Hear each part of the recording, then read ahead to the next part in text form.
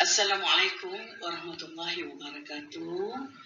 Yang saya hormati ibu-ibu, bapa-bapa, tuan-tuan dan puan-puan, kepada pelajar-pelajar SMK Bandar Easter. Jadi tujuan kita adakan tayangan video pada hari ini ialah untuk menjelaskan tentang pemerkasaan pentaksiran berasaskan sekolah yang telah pun disampaikan kepada semua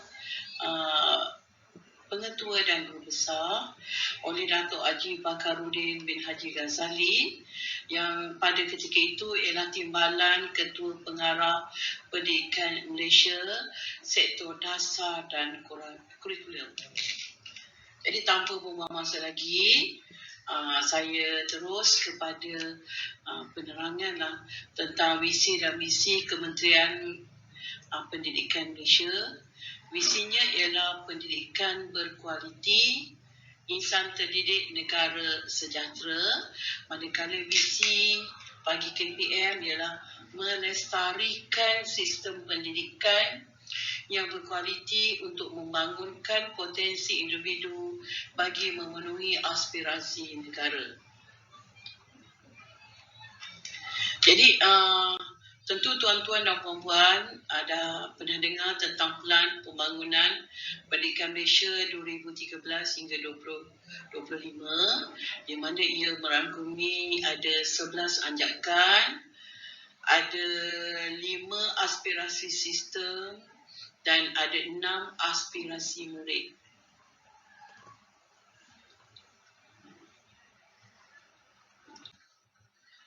Okey, kemudian dalam KPM juga telah melancarkan Sekolahku Sejahtera pada bulan Februari 2022, iaitu suasana selamat, aman, selesa, menggembirakan, membina, inklusif bagi mencapai kesejahteraan masyarakat.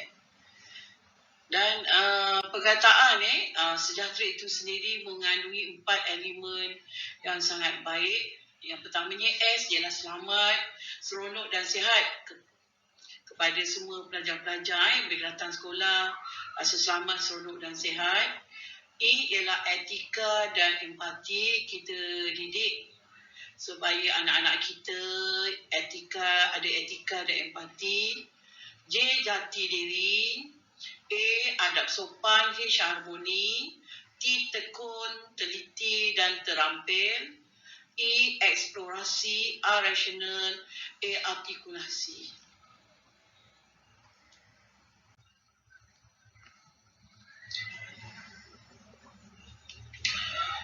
Okay, kemudian KPM juga di bawah Datuk Haji Bakarudin telah menjadikan ABC ni sebagai prinsip apakah tuju yang akan dibawa oleh beliau untuk membina anak-anak di seluruh Malaysia ini, iaitu ABC bermaksud anak yang baik lagi cerdik. Anak maknanya kita kena tengok daripada segi jasmani dan emosi, baiknya daripada segi rohani dan sosial, kemudian cerdiknya kita lihat pada intelek ni. Kalau kita kaitkan rohani, sudah tentulah merangkumi akidah dan ibadah. Kemudian sosial, bagaimana perjalanan dia melalui kehidupannya, dan akhirnya lahirlah adab, karakter, dan bila dewasa anak-anak ini akan menjadi insan yang boleh menyumbangkan sesuatu untuk agama, bangsa dan negara. Okey, falsafah pendidikan kebangsaan kita tak boleh tinggalkan, iaitu pendidikan ialah satu usaha yang berterusan dalam memperkembangkan potensi individu anak-anak ni secara menyeluruh dan bersepadu untuk melahirkan insan yang seimbang dan harmonis dan menanam kepercayaan dan kepatuhan kepada Tuhan.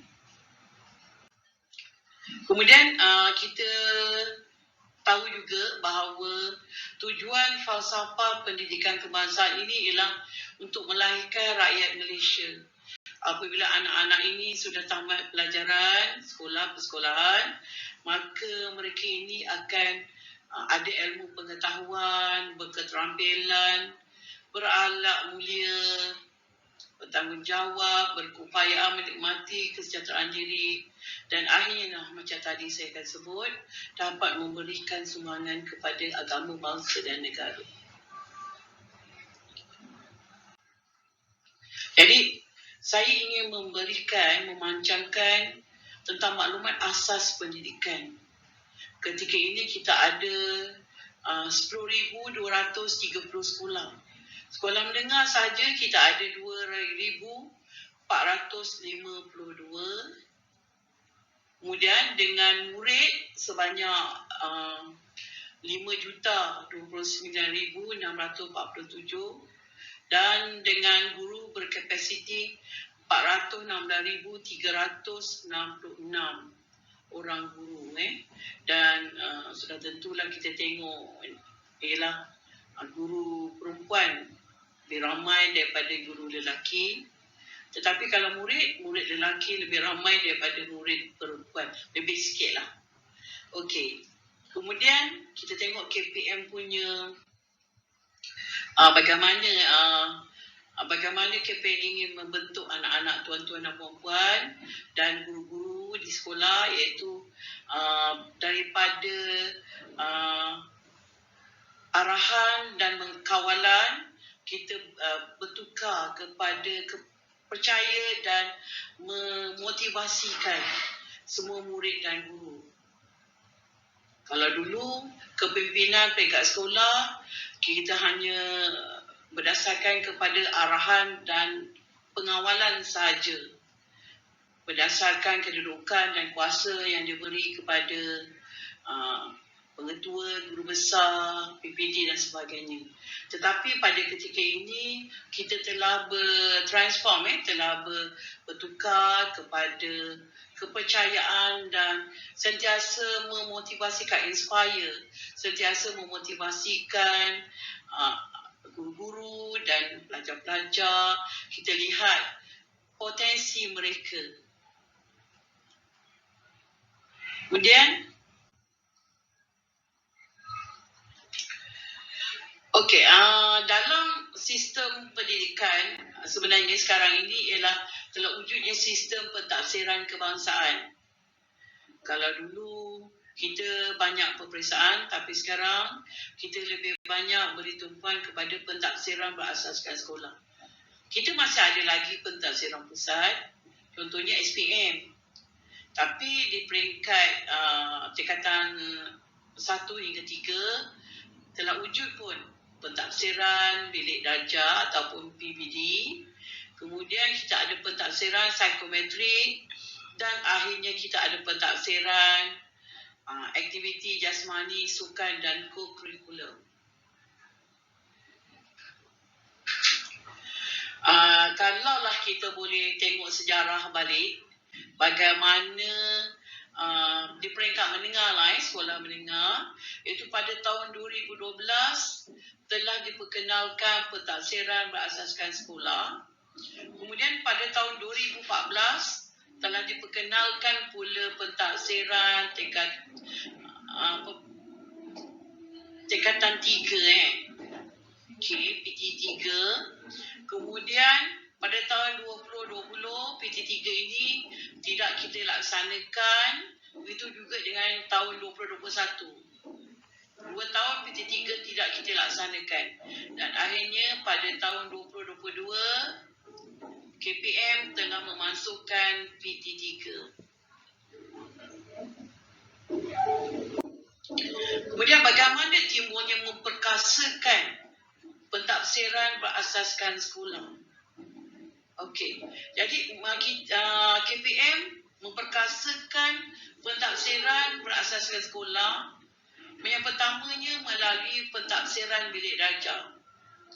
Kita dah kurangkan sistem peperiksaan, sebaliknya pentafsiran bilik darjah yang dilaksanakan sepanjang tahun oleh guru-guru mata pelajaran.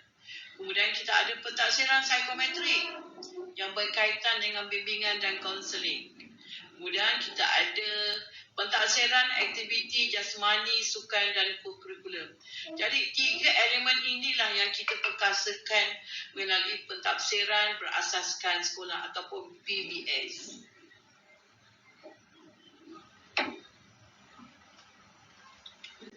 Okey, dalam memperkasakan PBS, yang pertamanya ialah pihak KPM melihat perkembangan dan pencapaian murid setiap tahun, mengikut tingkatan dan sebagainya. Yang keduanya, KPM telah memberi autonomi kepada sekolah, kepercayaan dan kuasa lebih kepada sekolah dalam menguruskan pentadsiran ini.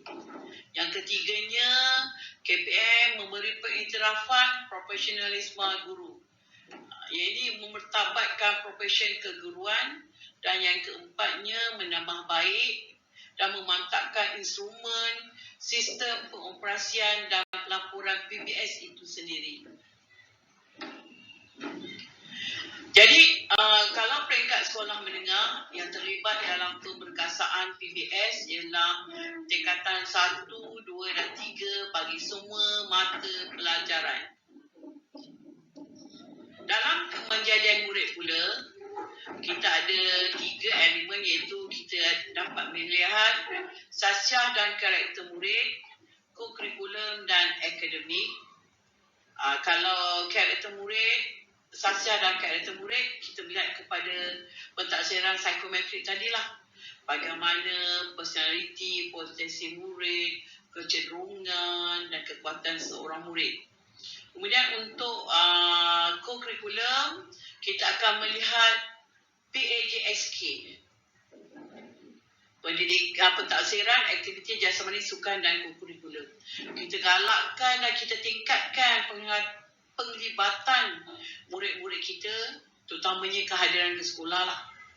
Kemudian kita ada pentadsiran yang standard, satu Malaysia.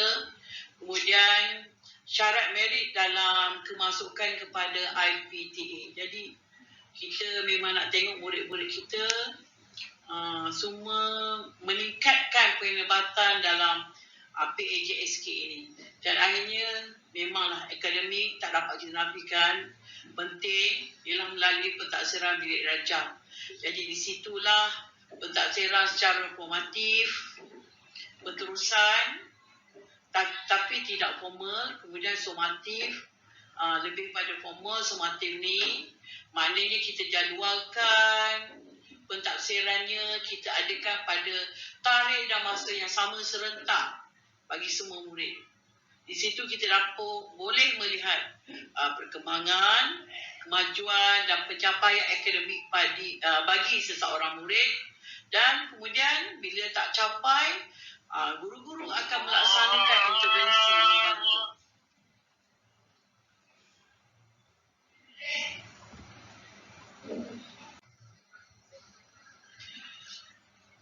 Okey, bagi pentadsiran bilik darjah, saya hanya akan menyentuh secara umum. Secara detailnya akan disampaikan oleh penerung kandang pentadbiran nanti. Okey, dalam PBD, pentadsiran bilik darjah, yang tuan-tuan dan puan-puan dah maklum, kita peringkat sekolah diarah untuk menjalankan pentadsiran secara berterusan dalam sesi pengajaran dan pembelajaran PDPC, masa persekolahan. Kemudian daripada situ juga kita boleh mendapatkan maklumat tentang perkembangan, kemajuan, kebolehan dan pencapaian seseorang murid. Kemudian daripada situ, maklumat yang kita dapat, kita akan menganalisis dan membuat refleksi yang berterusan dalam PDP secara konsisten. Dan akhirnya kita akan buat tindakan susulan untuk menambah baik penguasaan murid dalam PDP.